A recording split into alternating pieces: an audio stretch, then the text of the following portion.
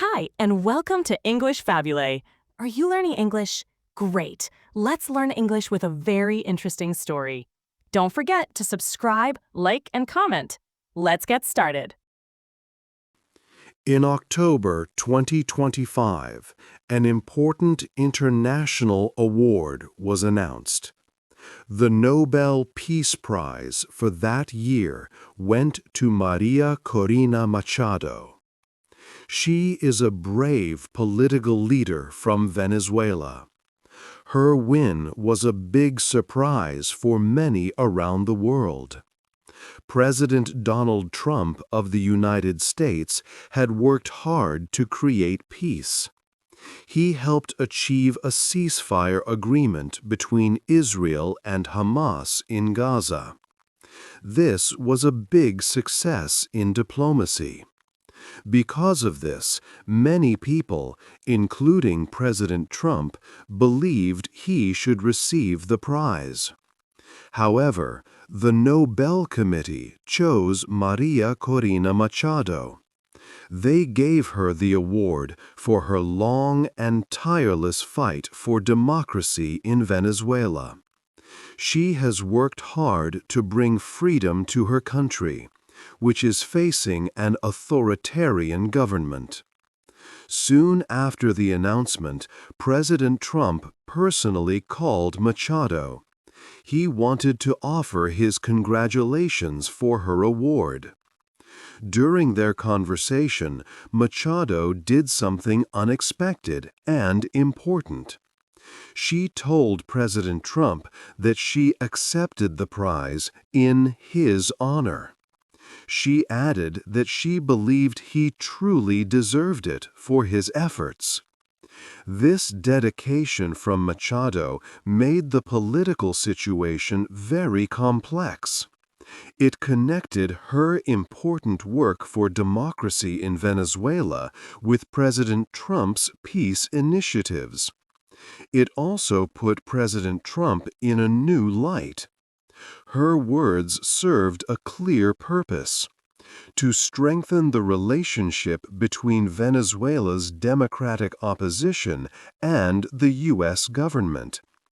This event started a complex story about international politics, peace, and the fight for freedom.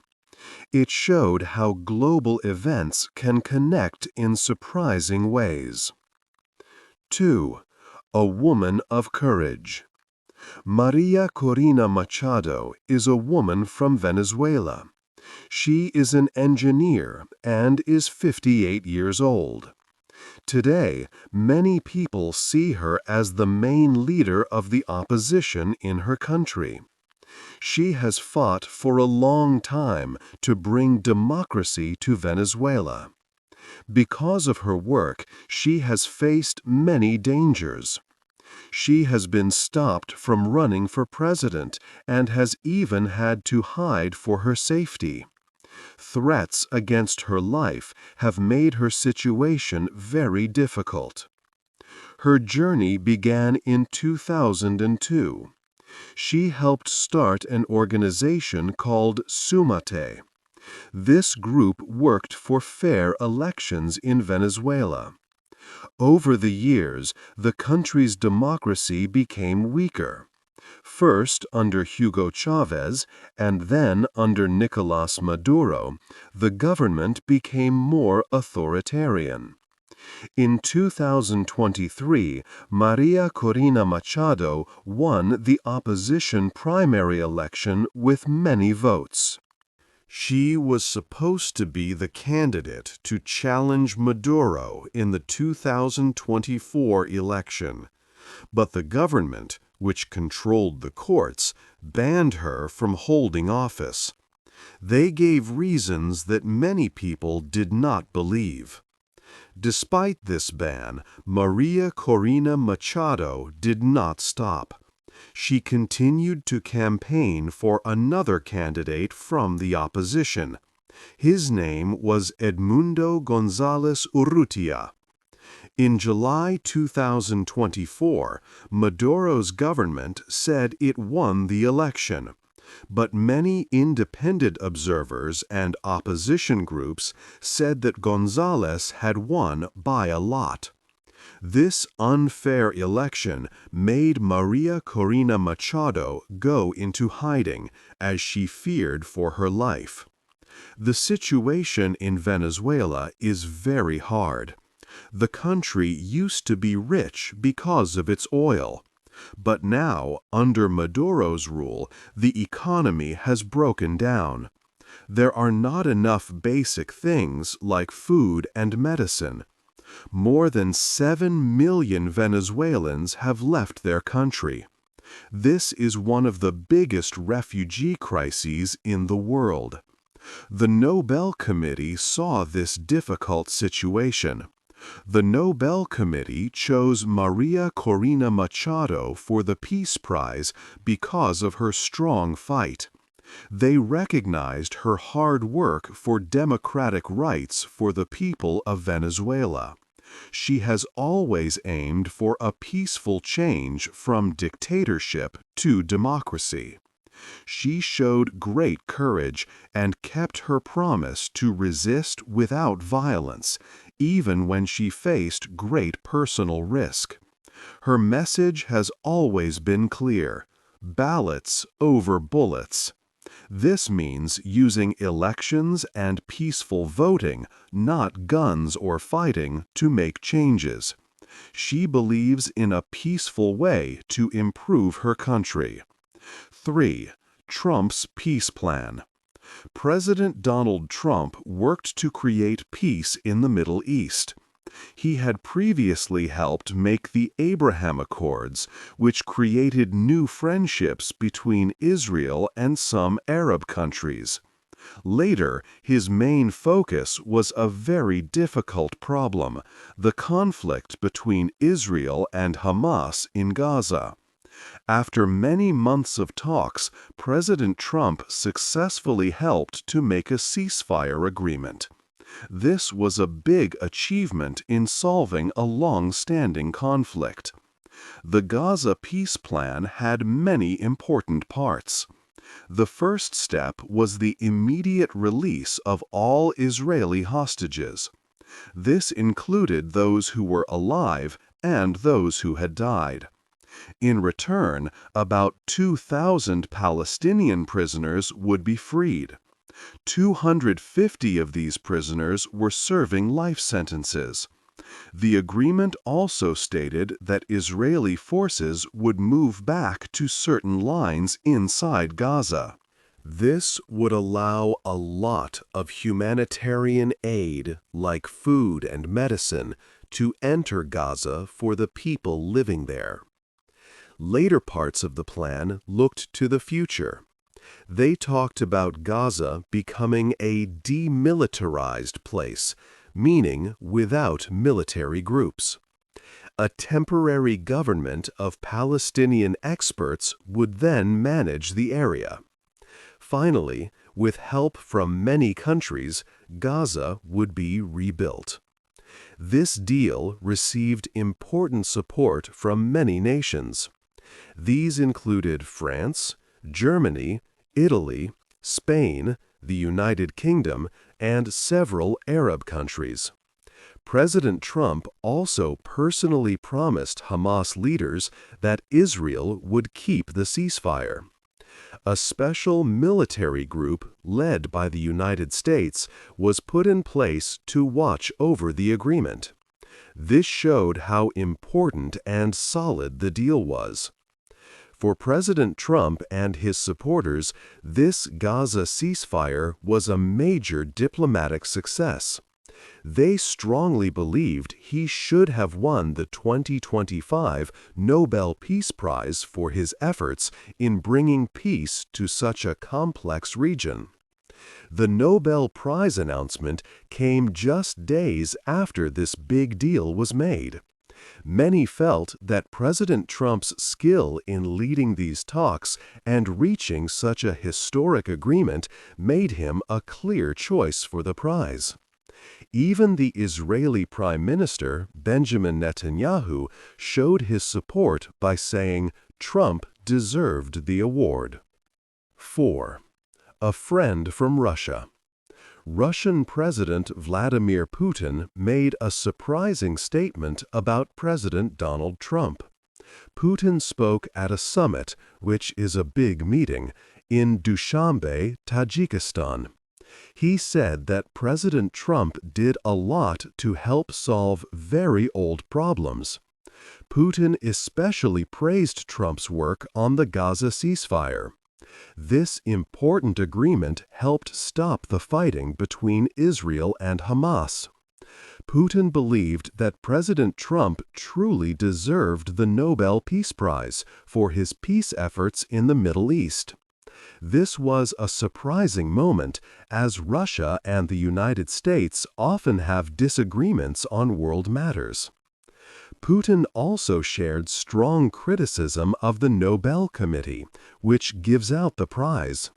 He suggested that the committee's choices were not always fair or based on real achievement. Putin said, "There have been cases where the committee has awarded the Nobel Peace Prize to people who have done nothing for peace." He questioned why some people received the prize so quickly, saying, "For what? He didn't do anything at all." This showed that Putin doubted the committee's past decisions. He implied they sometimes made political choices instead of choosing real peacemakers.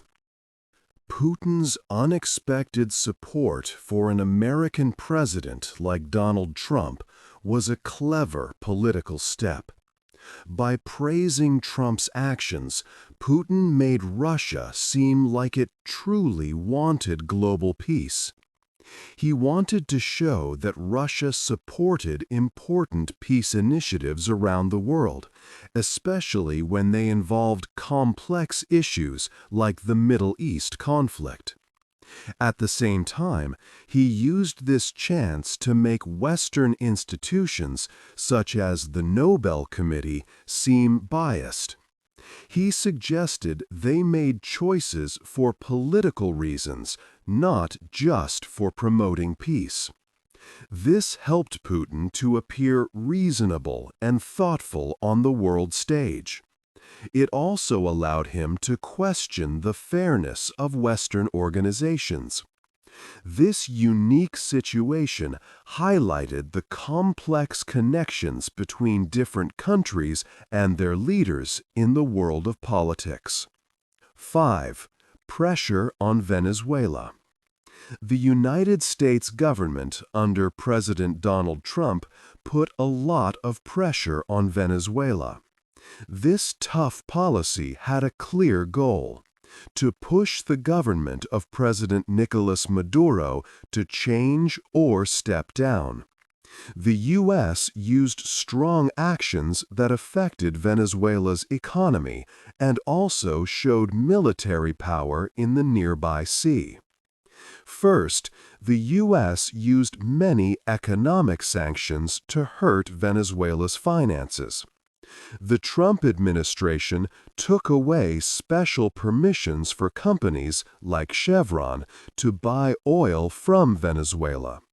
This stopped a major source of money for the Maduro government. Also, the U.S. put extra taxes or tariffs of 25% on any country that bought oil or gas from Venezuela. This effectively forced international partners to choose between trading with Venezuela or with the United States. These strong economic rules made it very difficult for the Venezuelan government to get foreign money and run the country. The economy of Venezuela, already struggling, suffered significantly because of these actions, impacting daily life for many people. Second, the U.S. government used military force in the Caribbean Sea. They sent many military ships and planes to the area near Venezuela. These forces conducted operations and directly attacked boats. The U.S. government stated these vessels were involved in moving illegal drugs from Venezuela. Reports indicated that at least 21 people died during these military operations. The Trump administration described these actions as part of a wider fight against narco-terrorism, even designating some groups as foreign terrorist organizations. This big increase in U.S. military activity in Latin America worried many countries. Some leaders, including President Gustavo Petro of Colombia, said these actions could open a new war zone and questioned the legal basis for such strikes. Finally, all diplomatic talks between the U.S. and the Venezuelan government stopped. President Donald Trump instructed his special representative, Richard Grenell, to end all communications with Caracas. This decision came after several negotiations failed. During those talks, the Venezuelan government reportedly offered its oil and mineral resources to American companies in exchange for less U.S. pressure. However, these discussions did not succeed, leading to a complete halt in direct communication.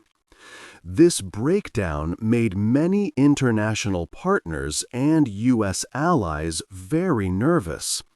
Countries like Colombia and Brazil expressed deep concern about the rising tensions and the potential for greater conflict. They, along with members of the United Nations Security Council, urged both sides to continue dialogue. Many feared that without a way to talk, the already difficult situation could become much worse, possibly leading to more severe military conflict in the region and harming innocent people. 6. More peace agreements. President Donald Trump often spoke about his work for peace. He claimed that he had ended 7 unendable wars during his time in office. He listed agreements involving Israel and Iran, Armenia and Azerbaijan, India and Pakistan, Cambodia and Thailand, the Democratic Republic of Congo and Rwanda, Ethiopia and Egypt, and Kosovo and Serbia. One clear example of a diplomatic success was the peace declaration between Armenia and Azerbaijan. This was signed at the White House in August 2025. Both leaders gave credit to President Trump for helping them talk after many years of conflict. While not a final peace treaty, it set up a plan for future talks.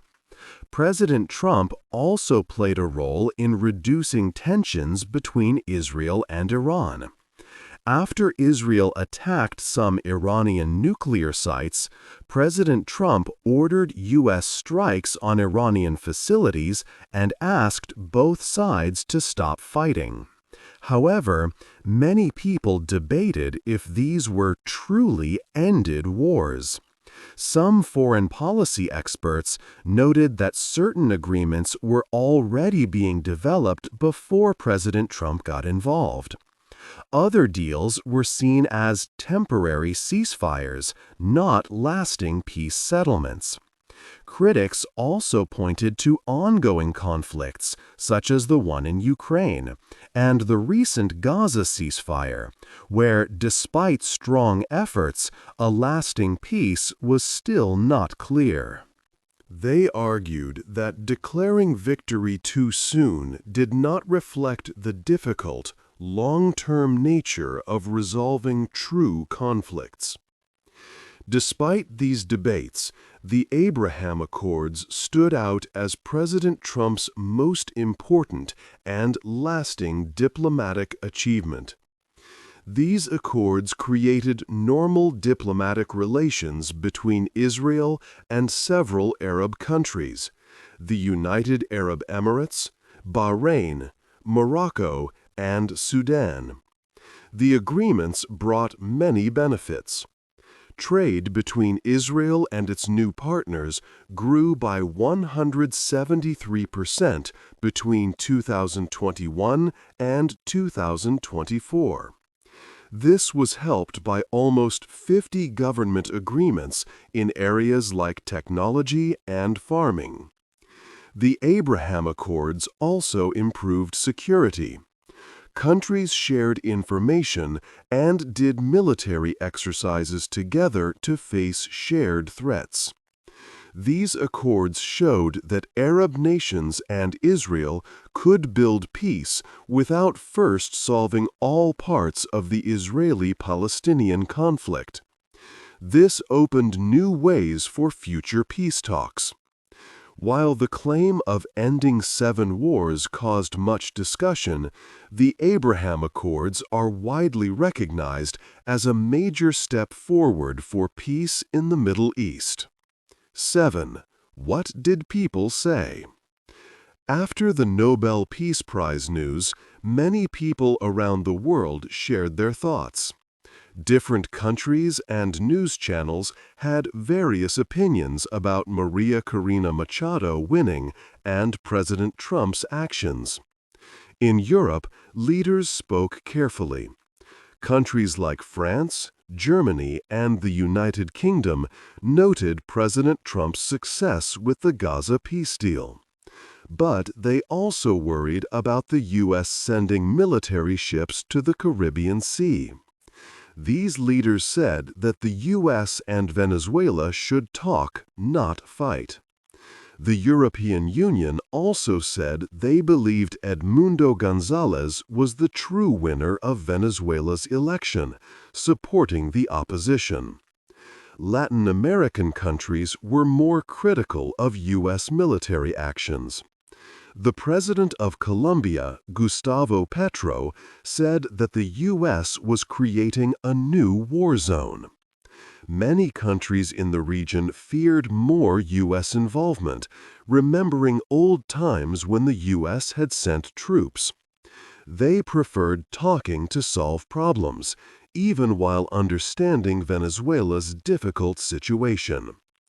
In the Middle East, most people welcomed the Gaza ceasefire.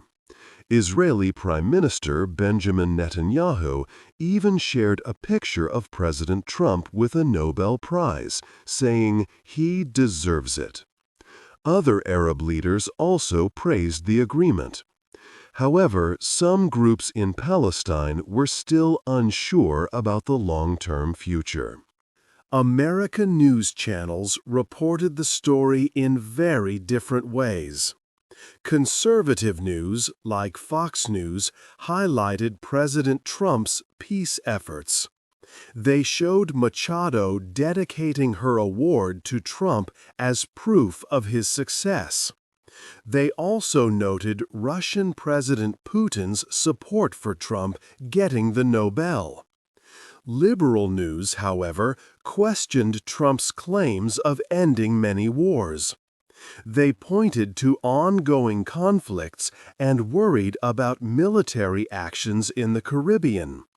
They said that true peace was more difficult than Trump said.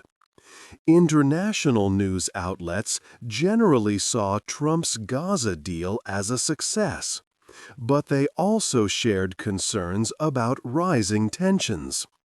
They often highlighted Machado's Nobel Prize as a brave act against an authoritarian government. 8.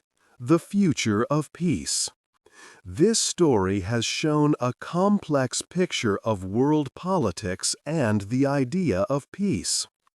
We have seen President Donald Trump, Maria Corina Machado, and President Vladimir Putin all connected in unexpected ways because of the Nobel Peace Prize. These events tell us much about international relations today and how leaders work together for global calm. Maria Corina Machado won the Nobel Peace Prize for her brave fight for democracy in Venezuela. Even though she is in hiding and cannot run for president, her message of using ballots over bullets gives hope. The future of Venezuela's democracy is still very uncertain. The country faces many problems under its current authoritarian government. The United States continues to put pressure on Venezuela with strong economic actions and a military presence in the Caribbean Sea. Machado's win brings more international attention to Venezuela's struggle. This could help gather more global support for a peaceful change. But the path ahead for real democracy is hard. President Donald Trump, who had hoped to win the prize himself, still achieved a big peace deal. He helped create a ceasefire agreement between Israel and Hamas in Gaza. This deal was seen as a major success for his foreign policy. For the future, it is important to see if this Gaza peace deal will last. The agreement has many parts, and some are very difficult to implement, like removing weapons and creating a new government. If these later steps work well, it could lead to more lasting peace in the Middle East. It might even help expand the Abraham Accords, which created friendships between Israel and some Arab countries. President Putin from Russia also played a surprising part by saying President Donald Trump deserved the Nobel Prize for his peace efforts. Putin also criticized how the Nobel Committee made its choices, suggesting they were political. This complex web of endorsements and criticisms highlights the personal and political sides of international diplomacy, connecting leaders in unexpected ways. Looking ahead, people are already talking about President Donald Trump's chances for the Nobel Peace Prize next year, in 2026. His successful work on the Gaza ceasefire is a strong point for him. Machado's public dedication of her prize to him and Putin's unusual support also help his case. However, other world problems like ongoing international conflicts or military actions could make it harder for him. The Nobel Committee usually looks for steady, long-term peace efforts and deep commitment.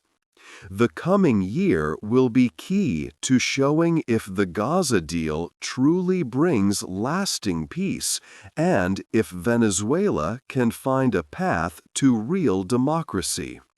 What do you think will happen next for peace in Gaza and democracy in Venezuela? Please share your thoughts. Hey there! Just a second before you go. If you learned something new today, please give this video a like, write your thoughts in the comments, and subscribe to the channel. It only takes a second, and it really, really helps to create even better English videos for you. Your support means the world. Thank you.